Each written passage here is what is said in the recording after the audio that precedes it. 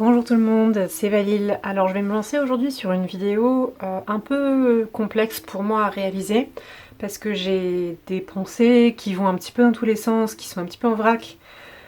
Et j'étais pas sûre en fait que ce serait facile à suivre, que ça réussirait à apporter quelque chose au milieu de, en tout cas moi, ma confusion mentale. Si jamais c'est pas confus à l'arrivée, ça m'arrangerait. Mais je savais pas trop comment m'y prendre, voilà. Ça fait un petit moment que j'hésitais et je me suis dit bah on va essayer en fait, voilà, on va se lancer, on va couper en fragments probablement.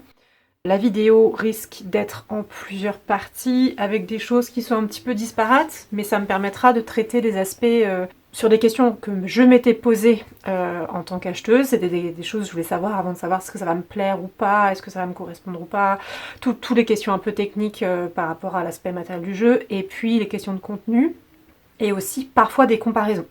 Je ne sais pas exactement encore comment je vais m'en sortir, mais sachez qu'on va donc effectivement comparer un peu les boîtes, les cartes, les livrets, comment est-ce que c'est fichu. Je vais essayer de présenter en fait des cartes à cartes. Donc il y aura des parties qui seront pas en fait discutées, parce que je sais que c'est aussi assez demandé en fait dans la communauté tarot YouTube. C'est d'avoir un vis-à-vis des cartes qu'on peut passer en fait en avance rapide en regardant juste les images sans son, sans musique. Pour les personnes aussi qui ont des troubles sensoriels, ça peut être plus facile. Et donc d'avoir de l'autre côté, à un autre endroit ou dans une autre vidéo, les commentaires. Les rares commentaires que je pourrais offrir sur le sujet.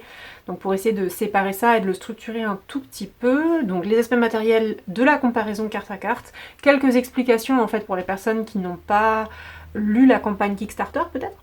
Parce qu'il y en avait donc une ici, il y avait des tas de posts sur les réseaux sociaux. Vous avez probablement, je pense, quand même réussi déjà à trouver des vidéos au minimum anglophones, mais je suis sûre qu'il y a quand même au moins quelques personnes francophones qui ont pu parler des deux jeux, pour vous donner une idée de ce qui change et de ce qu'on peut attendre ou pas de l'éphémère tarot. Est-ce qu'il peut vous convenir? Est-ce que c'est facile, pas facile, différent? Voilà. Donc je vais essayer d'aborder un peu tout ça, mais je sais pas exactement dans quel ordre, et je sais pas combien de vidéos ça va me demander, je ne sais pas voilà, dans combien de mois ça me prendra, parce que c'est pas évident à faire. Aujourd'hui, je vais me concentrer sur une introduction vraiment assez basique sur les coffrets, leurs factures, la différence des cartes, les livrets, et puis peut-être, je vais voir selon la durée que ça fait, peut-être déjà faire les arcades majeures en fait. Et je ferai dans un second temps les mineurs, et dans un autre temps, si j'y arrive, en fonction de vos questions et en fonction de ce que j'avais éventuellement préparé ou des choses que je m'étais posé moi comme question, des commentaires divers et variés sur les images et les fonctionnements des deux jeux. Voilà.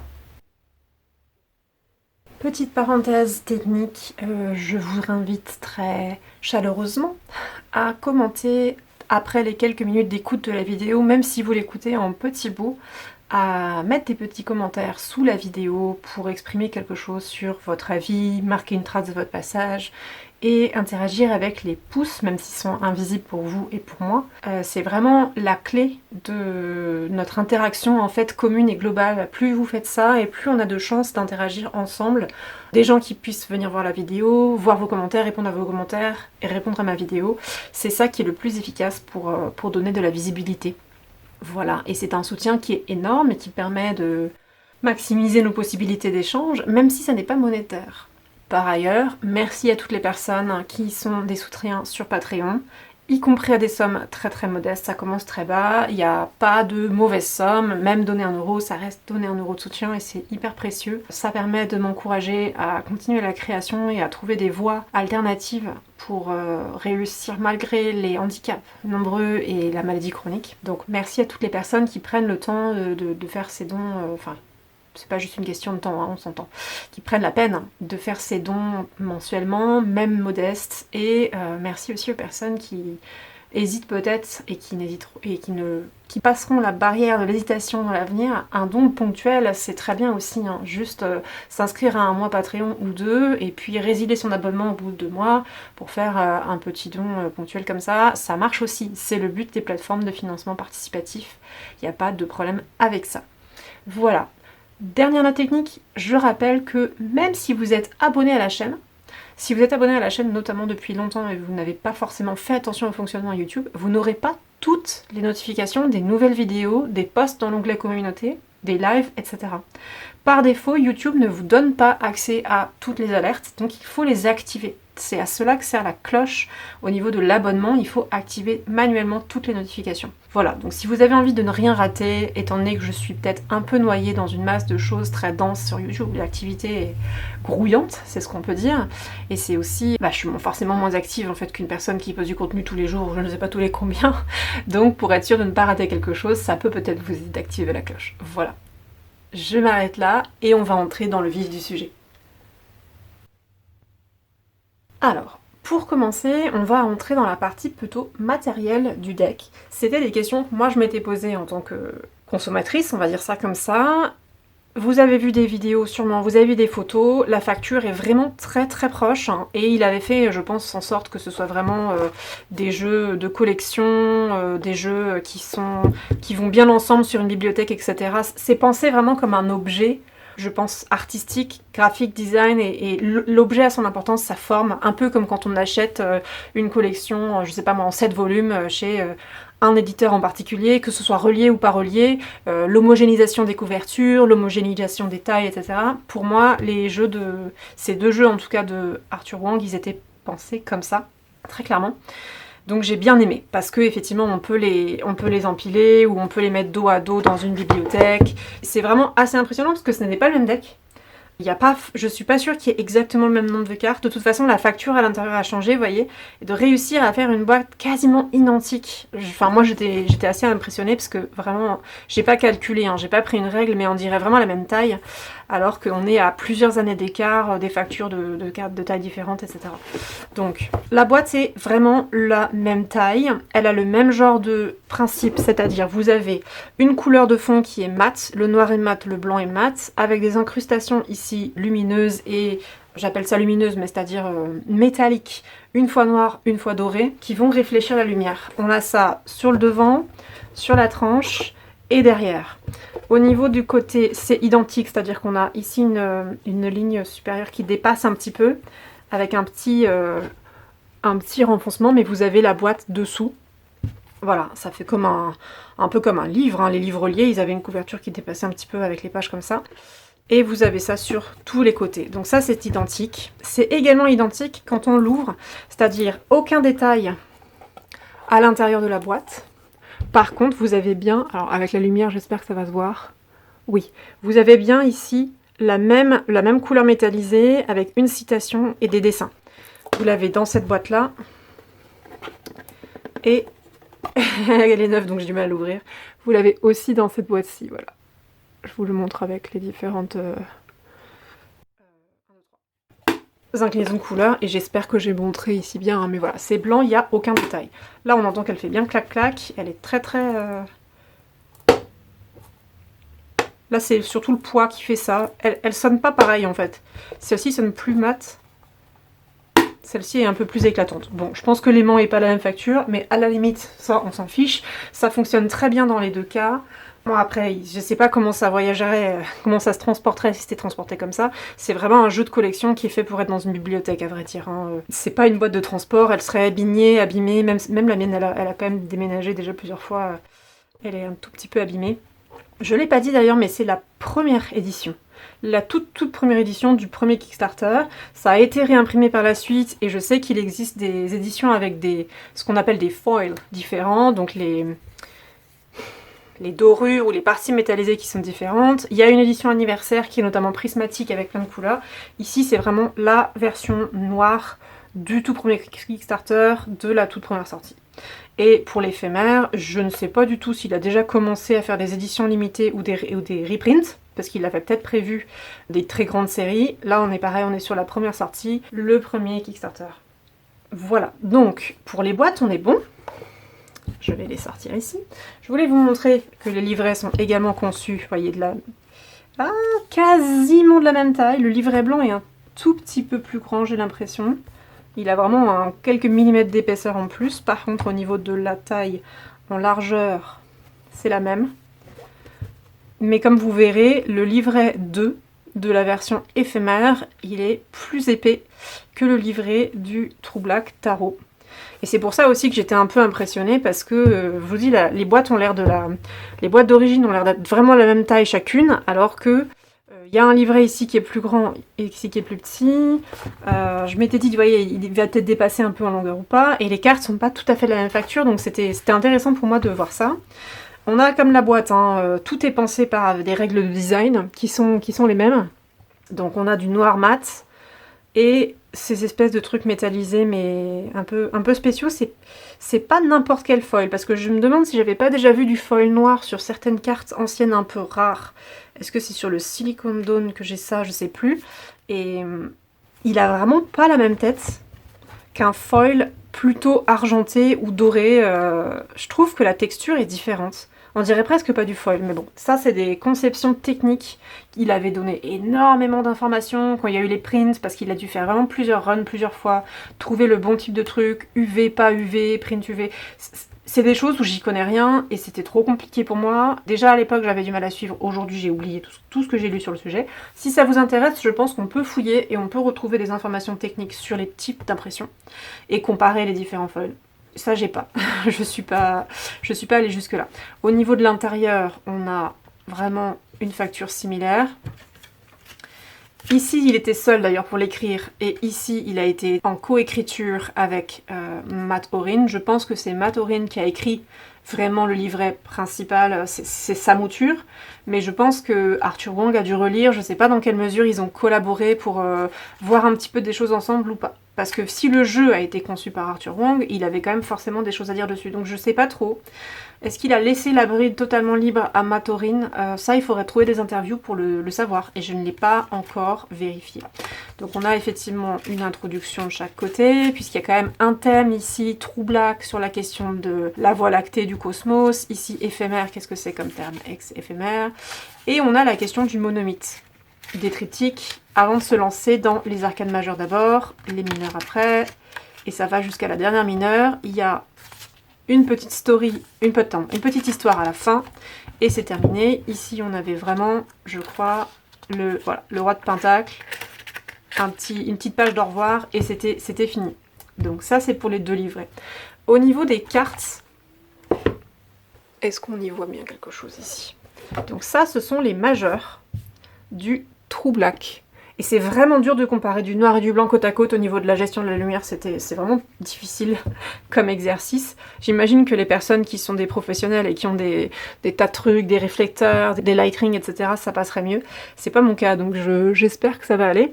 Mais en tout cas, je voulais vous montrer que l'épaisseur est quand même vachement similaire. Mais j'ai quand même... Mais c'est marrant parce qu'en fait, à la main, au niveau du poids des cartes et au niveau de la prise en main, ça me donnait l'impression que le True Black était plus épais.